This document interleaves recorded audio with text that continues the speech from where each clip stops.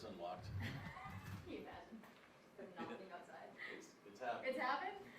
Oh no.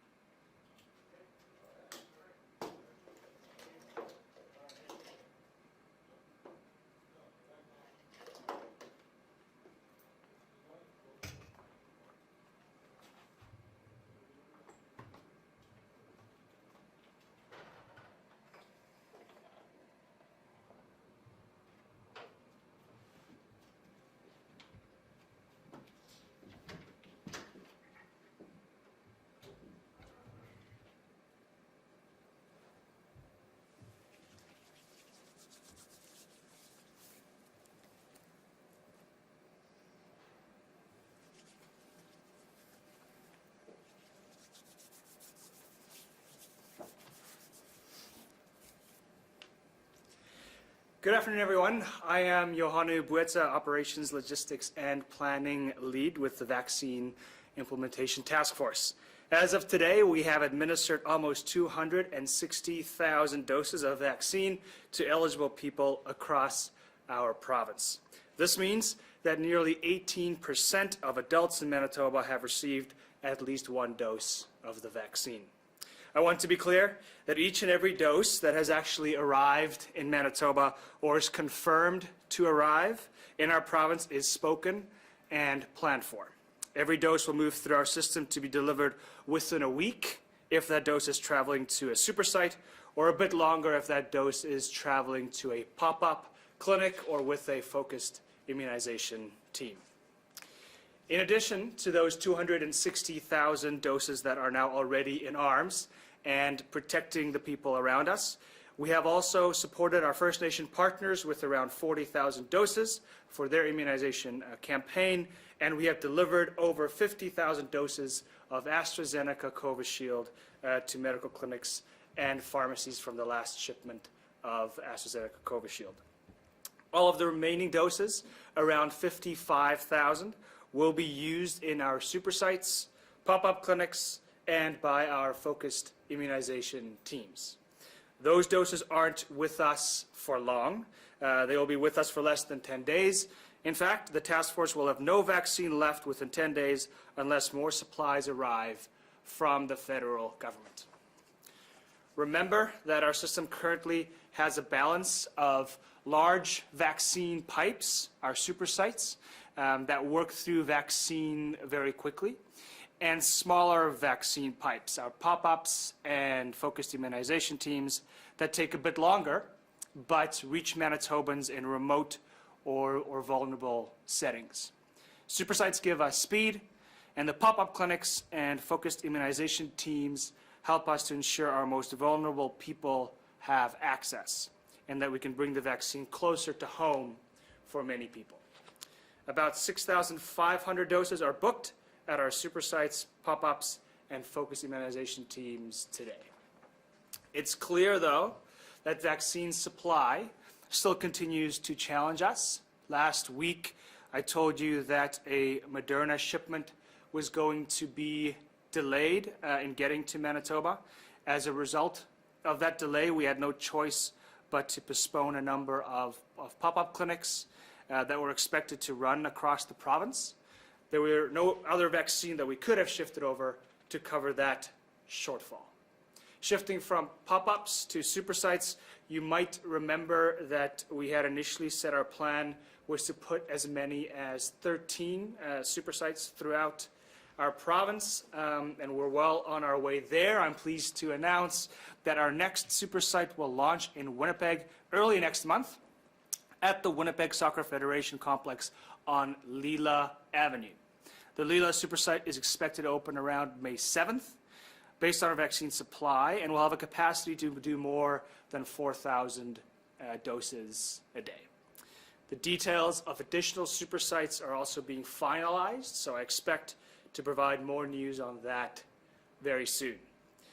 Before I turn things over to Dr. Reimer, I have one final thing to touch on, which is the online dashboard we use to report to Manitobans about our progress in the immunization campaign.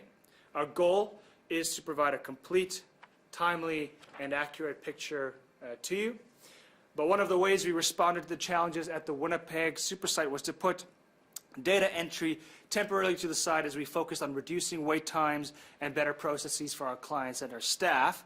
As a result, our dashboard got pretty far behind, as in thousands of doses a day behind.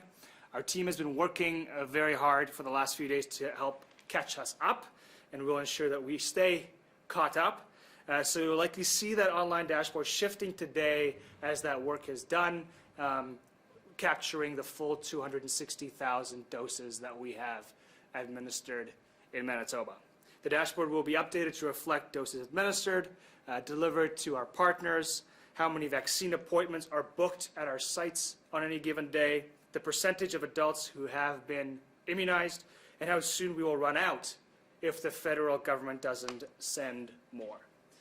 This immunization campaign is to help protect all of us, and our team, as well as our amazing partners, are well on our way to doing that. And with that, I'll pass it over to Dr. Reimer. Thank you. Good afternoon. I'm Dr. Joss Reimer, Medical Lead for Manitoba's Vaccine Implementation Task Force. Today, I am pleased to announce that we are expanding eligibility again at our Supersites to include people over the age of 60 and First Nations people age 40 or older. Aujourd'hui, je suis heureuse d'annoncer que l'admissibilité à la vaccination dans nos supercliniques est de nouveau élargie pour inclure les personnes de 60 ans et plus et les membres de Premières Nations de 40 ans et plus.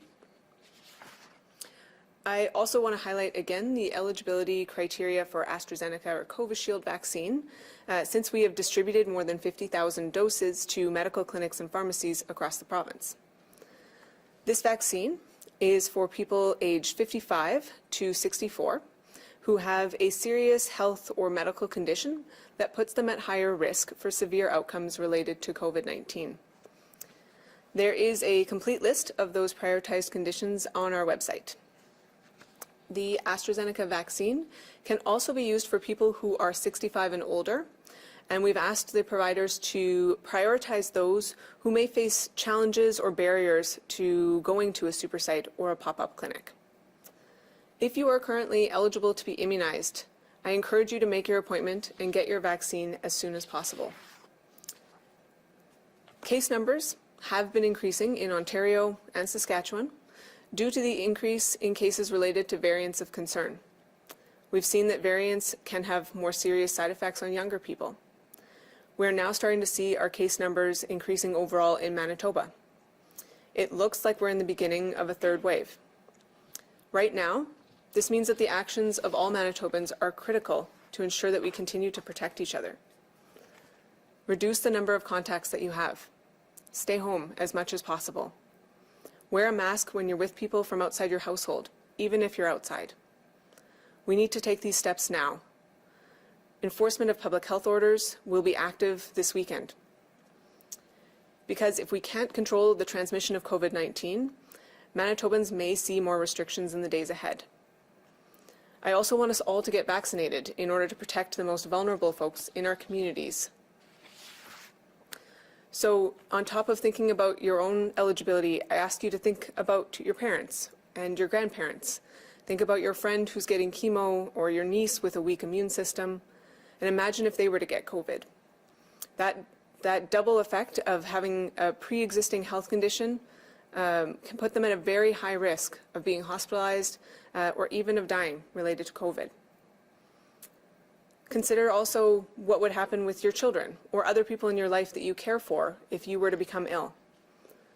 I grew up in a small town in Manitoba, so I've seen firsthand how much our communities can take care of each other. And if we all get immunized, then we are much less likely to pass the infection on to others. We can protect ourselves, we can protect our families, and we can protect Manitoba. Ayant grandi dans une petite ville, je suis bien placée pour savoir à quel point nous nous soucions du bien-être de nos communautés et de chacun de leurs membres. Si nous nous faisons tout vacciner, nous serons beaucoup moins susceptibles de transmettre l'infection à nos voisins. Protégeons-nous, protégeons nos familles et protégeons le Manitoba. While I have this opportunity, I want to share one of the stories that really affected me when I heard it both as a doctor and as a member of the task force. We recently planned pop-up immunization clinics for group home residents who are part of the Community Living Disability Services program. Their clients are adults with intellectual disabilities. We received a note from a staff person who was there and wanted to share how great the day was. He said that the kindness of the staff and their ability to adjust the immunization routine to meet the needs of these vulnerable people was nothing short of amazing. He told us that what could have been a frightening or stressful experience was instead a really wonderful experience for the clients, for their families, the staff, and everyone involved. One of the immunizers that we spoke to told us that the room was full of positive energy, and so it was just so wonderful to hear that. And I want to send out a huge thank you to the team that was involved, from all of us on the task force for the great work that you did, and a thank you to the Manitobans who came and were immunized and put their trust in our clinic. So on top of that, I want to talk about a telephone town hall that we'll be holding. So Manitobans are invited to join Johanu, myself, Minister Stephenson, and Dr. Roussin at a telephone town hall happening next week, where we will answer as many questions from you as we can. There is a session next Tuesday evening for rural and northern Manitoba, and there's one on Thursday evening for Winnipeg residents. To participate, you can sign up at engagemb.ca, and we hope that you will join us. Avant de passer aux questions, j'aimerais rappeler une dernière fois que les Manitobans sont invités aux assemblées publiques téléphoniques de la semaine prochaine. Monsieur Botha, le ministre Stephenson, le docteur Roussin et moi-même tenterons de répondre à autant de questions que nous le pourrons. Il y aura une séance mardi soir pour les résidents des régions rurales et du Nord et une autre jeudi soir pour les gens du Winnipeg. Pour participer, vous pouvez vous inscrire sur le site engagemb.ca. Nous espérons que vous vous joindrez à nous. Before we close, I just want to be clear that we are in the beginnings of a third wave in Manitoba. So your actions are critical right now in order to protect yourself, protect your community, and to avoid further restrictions in the near future. The vaccine is a path out of the pandemic, but let me be really clear that we are not there yet. We have to continue to be vigilant. So please keep wearing your mask, limiting your contacts, following public health guidelines, and follow the fundamentals. With that, I would like to open to questions. Thank you, Doctor. A reminder to our reporters on the line, you will have one preliminary and one follow-up question. Up first this afternoon from the Brandon Sun, Colin. Good afternoon. I'm not sure who has to answer this one, but we've had some complaints from people in rural communities in West Man that access to vaccination sites is difficult because of the length of trips to Supersites or clinics, and last week's cancellation of pop-up sites with Moderna shipments being delayed has only made things worse. What's the province's plan to get back on track with vaccinating rural Manitoba, and what's the timeline like for that? Thanks for that, Colin. So there's always a balance, I think, as we've said, between the fast and sort of highly efficient super sites that can get doses into arms quickly, and then the other tool in our toolkit, or the other pipe, which is a pop-up or a focused immunization team, which is slower but can serve a more remote or vulnerable population. So it was unfortunate that that delay occurred in the federal shipment and we had to cancel those pop-ups.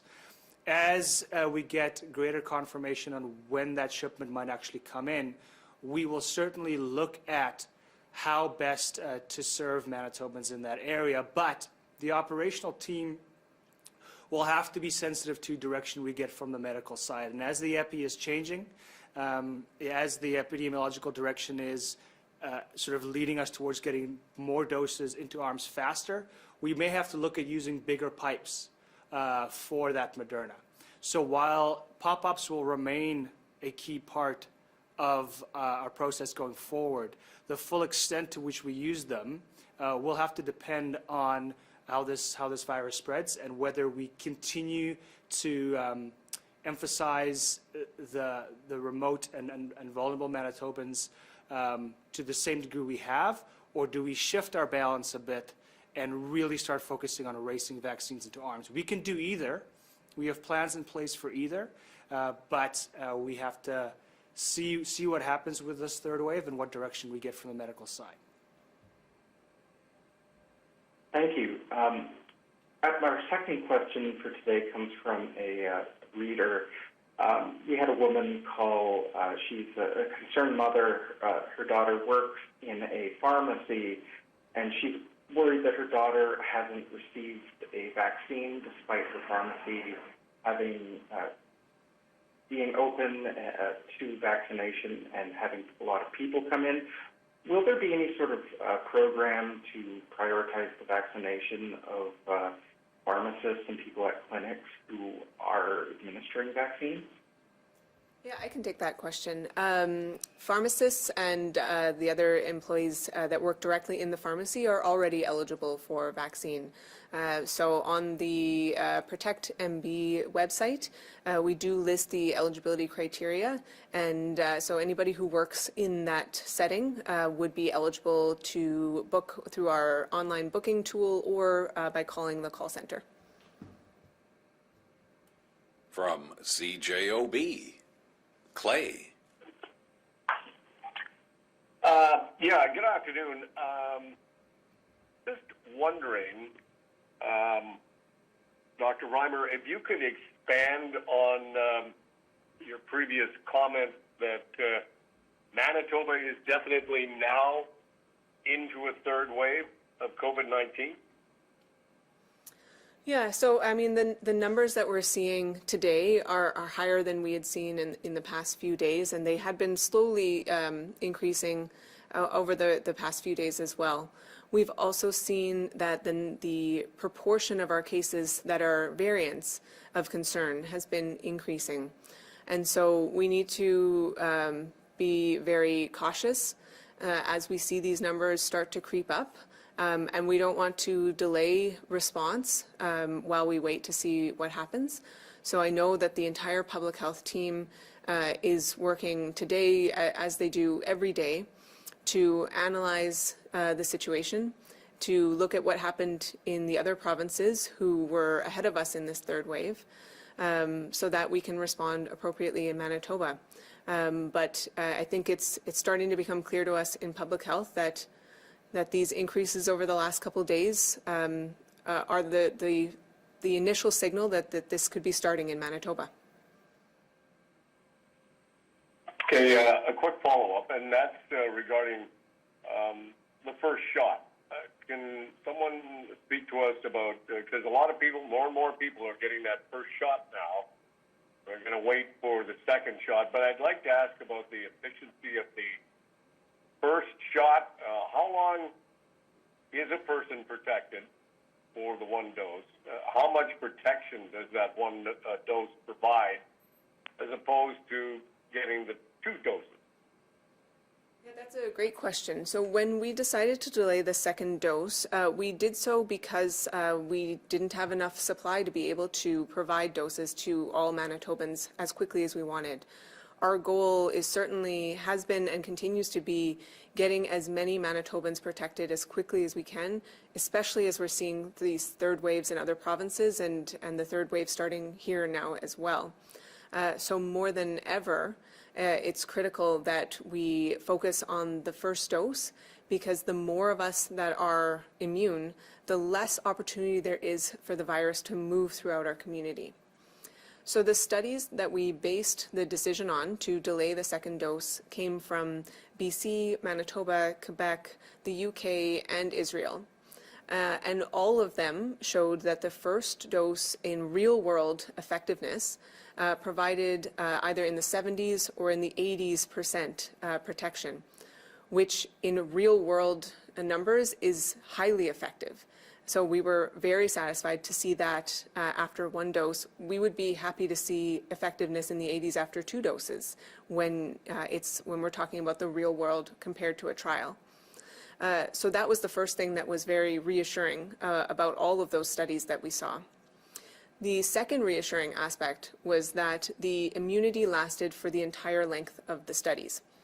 So the studies were not very long because we hadn't had the vaccine for a long time at that point. But even the longest ones being 2 months, there was no decrease in the immune response at that 2-month mark.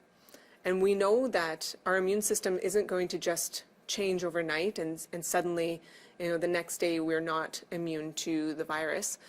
So we felt confident that we had a clear minimum of 2 months protection, a very, very strong likelihood that we have a 3-month protection, but we truly think it probably will last more like 6 months if we look at data from other vaccines and how long we see responses to them in similar circumstances. All of that said, that doesn't make us stop paying attention. So if we at any point in Manitoba or in any other jurisdiction start to see signs that that immunity is going away, then we can move towards starting the second doses for the most vulnerable Manitobans. For today, most jurisdictions are still seeing good protection after 1 dose, and the best way for us to prevent this third wave, or at least prevent it from being larger than it needs to be, is to have as many people immune as possible. And so even for those folks who have to wait for their second dose, they will be better protected if all the people around them have also received a first dose. So we feel very comfortable with the continuing of that process for now, but we will never stop evaluating the science and making decisions as it comes in. From the Winnipeg Sun, Glenn. Yes, Glenn Dawkins from the Winnipeg Sun.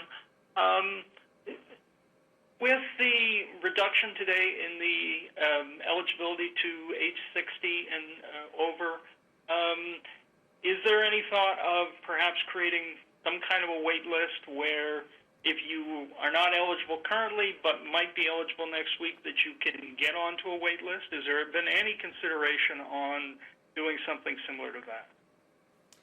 I can take that one first, and then pass to Dr. Reimer if there's anything else. The way that our system works is that we drop down the eligibility at a rate to ensure that there's enough appointments available for that next cohort that we open up.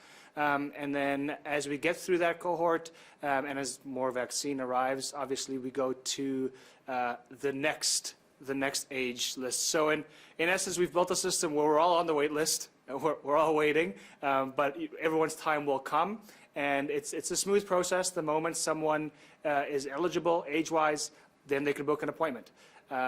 So I think by default we have a wait list. We're all on it. Yeah, I'm also going to add that if people go to the Protect MB website, you can sign up there, and while it's not a wait list quite like you're describing, we will notify people when they become eligible. So it is an opportunity for people to get that notification as soon as eligibility changes and includes them. So that is an option for people as well.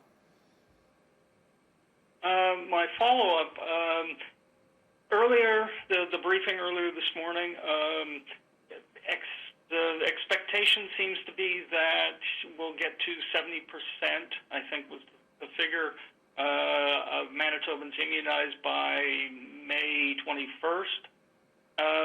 With the challenges with getting vaccine from the federal government, as in getting the vaccine in, is that a realistic goal? Or how realistic do you think that goal is? So I can take that one. Thanks, Glenn. So, and it's precisely for that reason, the reason around volatility of federal shipments coming in and not knowing for sure both when a projected federal amount will come in, but also will it come in sort of one big lump early on in the quarter? Will it be distributed more evenly, or will it arrive later on in this quarter? It's for that reason why we have two scenarios. We have the ideal case scenario, which is the one that you reference, which hasn't changed for a while now, but it's still the case that if we get the supply in at the ideal rate, we will have all eligible Manitobans with an opportunity to have a first dose, assuming a 70% uptake rate. So assuming that 70% of eligible Manitobans want to get the shot. We do have the less ideal scenario still there, so which is mid-end of June. So we're constantly working within that range, mid-end May to mid-end June, for eligible Manitobans to get that first shot. And there's a question on this morning as well, but because we work within a range, that's why our specific age eligibility that we're at the moment, with 60 and then 40 for First Nations, why it may not perfectly align with what the age should be if we were going perfectly towards the ideal scenario, or what the age bracket should be if we were sort of going slowly towards the end of June. The reality is we'll probably be somewhere in between those two goalposts. Obviously, we'd like to be closer to the May one than the June one. From CBC Manitoba, Bart. Hi, Mr. Botha. I see on the dashboard we've got 6,583 doses scheduled for today at the Supersites, pop-ups, and the mobile teams. This morning I was asking for all those three categories together, what's your daily target for the coming week? So what we got for you is we didn't get the daily target. We gave you the full week because it will vary each day depending on how many fits are going out or how many pop-ups are up. But right now for this for April 5th to April 11th, our plan is 45,000 and a half total for Supersites, fits, and pop-up clinics.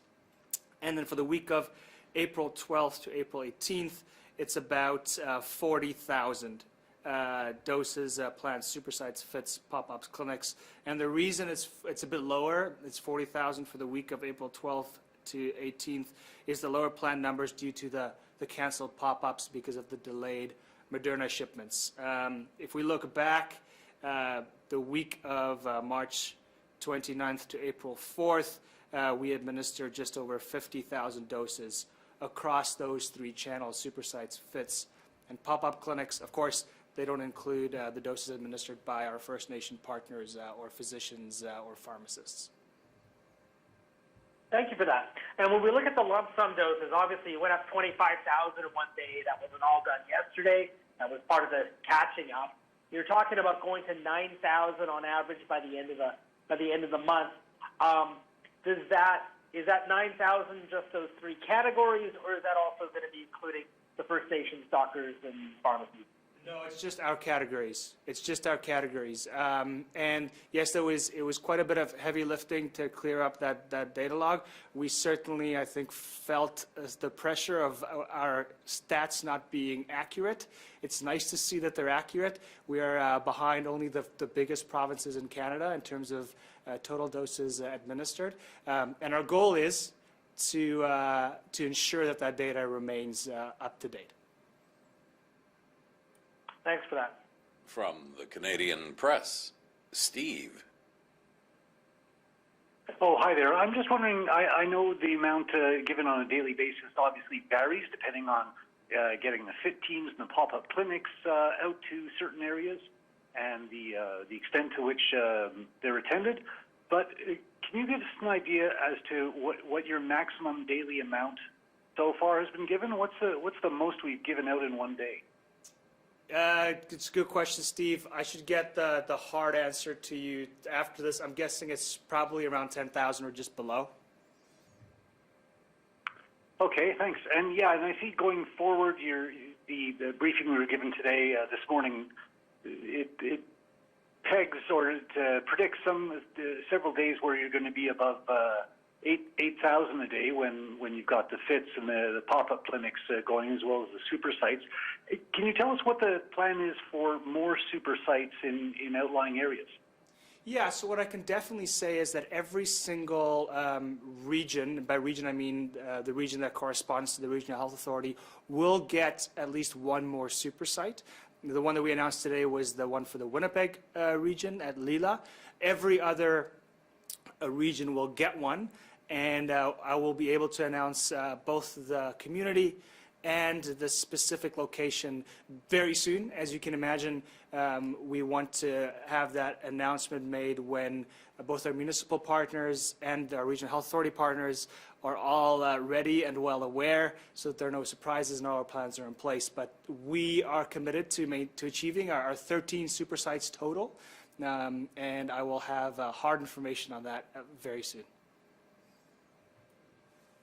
From CTV Winnipeg, Michelle. Hello to you both. A question for you about the third wave. When would we consider adjusting things like vaccine eligibility, getting younger people vaccinated, essential workers vaccinated because of variants, and then also from a logistical perspective, Johanu, you touched on this earlier today, and you said, you know, we could change it if we get to, if we're urgent. Like, are we not at that urgent point now to start considering other strategies? I can take the last question. I'll take the last question first there, Michelle. So the point at which we can pivot to using bigger pipes more, bigger pipes is the metaphor I use for essentially supersites or versions thereof, will have to come from the medical side. So we as we talked about this morning, we have tools in the toolkit that can serve remote or vulnerable Manitobans, but they will go slower. If the medical direction is such that it might be more beneficial to just get all doses in arms faster and maybe emphasize less those sort of remote type populations, then we can pivot. We're ready. We have plans in our back pocket, but we need to support the medical strategy first and foremost. So I think that's over to you then. Yeah, so I would say we are looking at this all the time. As the third wave is starting in Manitoba, our numbers are still quite low compared to other provinces, and so it's difficult at this point to identify clear trends when we haven't had high numbers for a while, which is a very good thing. I'd much rather have low numbers and not be able to identify any trends. So what our epidemiology and surveillance team is doing, along with some of our medical officers of health, is doing a scan and connecting with the other provinces to get more of an inside look at the trends that they're seeing, so that we can try to predict what we might see here in Manitoba. If we see that there's a clear trend where a new population is at higher risk than what we saw when we made the initial decisions, we will absolutely change our approach and ensure that whatever population is experiencing those severe outcomes is prioritized.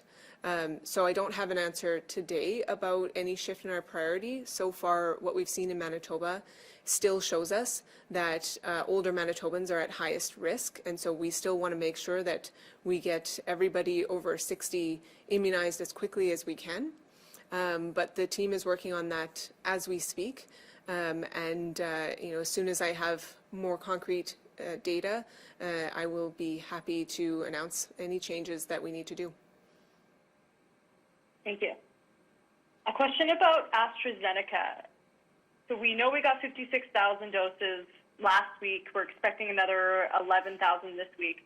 But I'm also hearing that beyond that, we don't know how many AstraZeneca doses we're going to get, and that you're kind of reallocating or you're changing how you allocate the ones that are coming. So can you just explain to me what's going on behind the scenes and when these doses are going to be going out? Sure. So the process that we follow with our pharmacist and physician partners is, you know, first of all, there's not enough vaccine to go around. We would like to send way more to clinics and pharmacists that we can. So we have to go through a process where we allot a certain amount to each clinic or pharmacist based on, well, geography. So it's you know, distributed across the province. We look at those who serve sort of a more vulnerable population. And also we look at those who have a high throughput, their ability to administer a lot of these vaccines, because obviously we have an interest to get those vaccines in arms. So we look at all those things, and then an allotment is given to a pharmacist or a physician clinic who are happy to take it, and then we ship it off. In terms of that shipment process, it happens fairly quickly. We got just over 55,000 last week, and it was over a course of a few days that we had it all out to those locations for the most part. And that was after we had pre-positioned supplies like syringes as well. For the 10,000 that's still coming, it's delayed. It will not be coming today. We found out relatively recently that it won't be coming today, so we're watching for when it comes. We'll follow that same sort of process. It's been earmarked for a certain clinic or pharmacist. So then we'll ship it out right away. It should get there very soon because it's a small batch. And then from then on out, we don't have any hard confirmations. So I don't think we can commit to when we're sending them out because we don't know when we'll get any more AstraZeneca. From CityNews, Jonas. Good afternoon, folks. Mr. Botha, being with you this afternoon on some of the new data we are going to see on the dashboard today. Do you mind just kind of walking through us what we will see and how we should interpret it as it pops up? Yes, absolutely. Thank you for that, Jonas. So the new dashboard, when it opens up or when it's live, it might be live as we're speaking. It'll show our total doses administered. Of course, we want to show that that's our main progress indicator.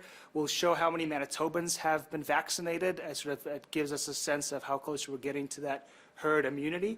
And then we wanted to provide a sense of what we've delivered to our First Nation partners and what we've delivered to what we call our distributed channel, or but it's clinics and pharmacists. So that'll be broken down so that Manitobans can see what's delivered off to First Nations, what's delivered off to docs and pharmacists, and then what does the task force, so to speak, have direct control over in terms of what we need to pump through Supersites, FITs, and pop-ups.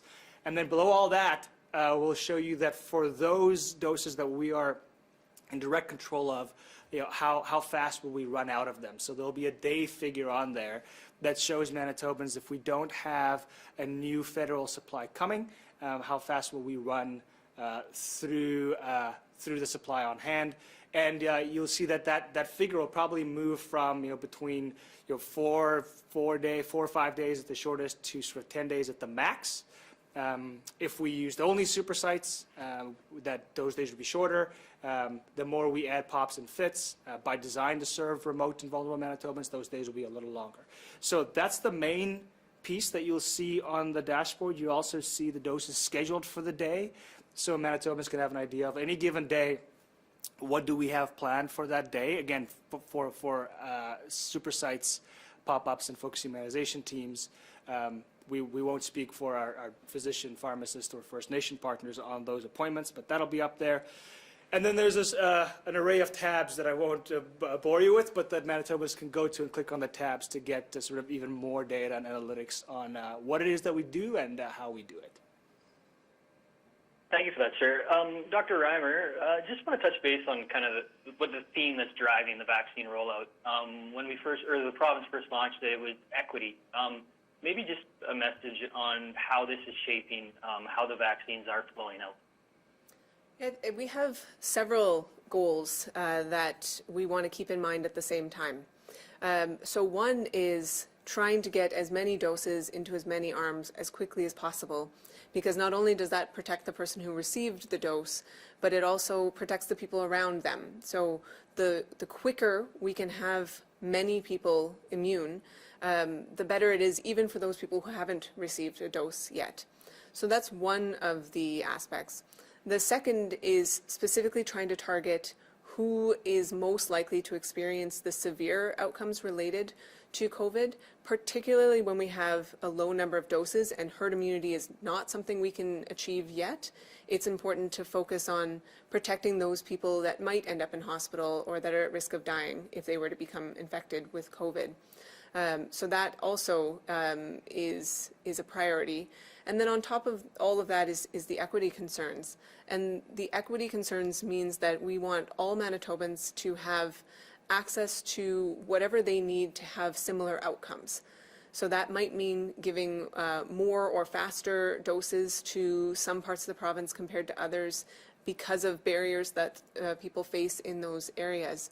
And so it's quite critical that we do things like have pop-ups in remote or rural locations because people face more barriers to getting to a super site in those locations. But it's also critical within Winnipeg that we have pop-ups that are in areas that are easy for people who don't have a car, who may not have a job or income and face a lot of challenges moving around the city, or wouldn't feel welcome at RBC. So rather than just focusing at the super site, we need to make sure that even though it's a slower process, it is critical that we have these other opportunities for people who face barriers to get immunized and have that same opportunity for the good health outcomes that we want for all Manitobans. And that's also why we do our focused immunization teams. They reach a very small number of people compared to the super site, but the people that they do reach are those who are at highest risk of severe outcomes and who face the most barriers to being able to achieve good health outcomes generally, whether that's somebody in a personal care home or somebody in corrections or staying in an addiction service treatment program. All of those folks are essential for us to be reaching equitably with the rest of Manitoba. And so you see us sort of push and pull between how fast we can get things out versus getting it to the right people. And there'll always be a bit of movement back and forth between those two as we try to respond to the epidemiology, so the numbers that we know and the trends that we see in the short term and in the long term. From CHVN, Taylor. Hi, good afternoon. Now that we are creeping into ages where most of the population is working during the day, what kinds of things are you doing to help fit into those schedules? Are you doing things like making more of those closer to home pop-up clinics or opening up appointments late at night? Yeah, so I think, the goal is as more supply comes in, that we run our super sites every single day, full day. And then the very nice thing for the operations team is that we'll be, hopefully by next week already be able to announce what the next tranche of super sites will look like and where they'll be.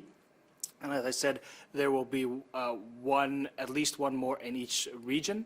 And so in terms of having an appointment somewhere available that fits an individual schedule with 2 large super sites in their region is probably very, very likely.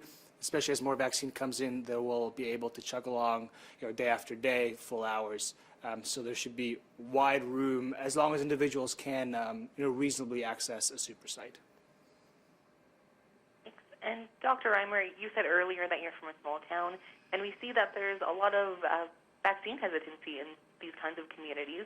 What have your experiences been like? Yeah, this goes far beyond COVID. We have seen within Manitoba different vaccine uptake in different parts of the province. And so, my message is to everyone in Manitoba that this vaccine is safe and it is extremely effective. And it is our best way to get out of this pandemic and start to get back to the normal way that we live and socialize and work and run our businesses. So, regardless of where somebody lives, I hope all Manitobans go for their vaccine as soon as they can. I know that life can sometimes get in the way. We have family and work and school responsibilities, but I just ask Manitobans to sign up as quickly as they can when they're eligible and go for that vaccine. Our communications team is working hard to connect with local leaders who can help be those champions for the vaccine in a variety of communities, because I know that there's many people who are going to be more responsive to someone that they know telling them information about how it's safe and effective. So I think it's critical that we don't just rely on these press conferences, but that we also reach out through those trusted voices to make sure that we reach all parts of Manitoba with a message that they can trust. Thank you.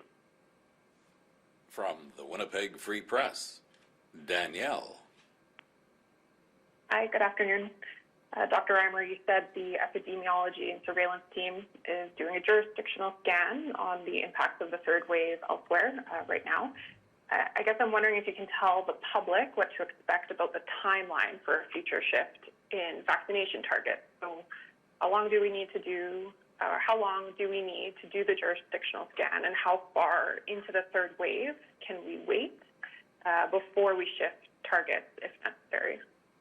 Yeah, that's a hard question for me to answer because it really depends on what they see. So if they very quickly see that there's good data from multiple provinces that show clear trends, then we'll have our answers quite quickly. And by the next time we have this press conference, I might be able to announce a shift in approach. But it's also possible that either the details in the data from other provinces are not fully fleshed out yet, or that the trends aren't as clear as we'd like, and that would mean it will take longer for us to ensure that we're prioritizing the right people. So certainly as soon as we have clear trends in front of us, we will move. There's no reason to wait if we know who's at highest risk. But there's also no way for me to predict what the data will show until we've had a chance to see it. But I will commit to Manitobans that if there's an obvious trend, I will work with the team and reprioritize who has access as soon as we see that trend emerging in the data itself.